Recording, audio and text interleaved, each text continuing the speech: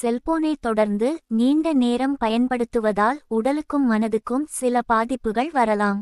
முக்கியமான சிலவற்றை கீழே கொடுக்கிறேன். உடல் சார்ந்த பாதிப்புகள்: கண் சோர்வு: நீண்ட நேரம் ஸ்கிரீனை பார்த்தால் கண்கள் காய்ந்து வலி, கண்ணீர் குறைவு ஏற்படும்.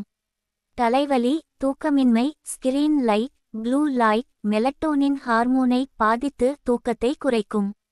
கழுத்து மற்றும் முதுகு வலி: மொபைல் பார்ப்பதற்காக தலை குனிந்து இருப்பதால் டெக்ஸ்ட் நெக் பிரச்சனை வரும்.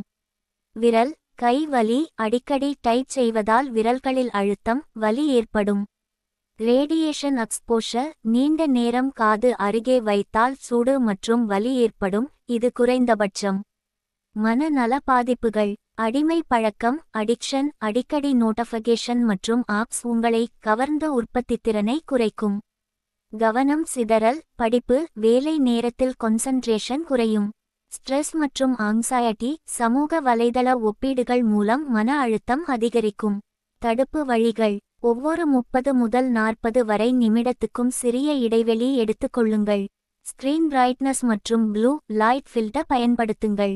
இரவு தூக்கத்திற்கு முன் குறைந்தது 30 நிமிடங்கள் மொபைல் எடுக்காமல் இருங்கள். தினமும் கண்களுக்கு எக்ஸர்சைஸ் செய்யுங்கள்.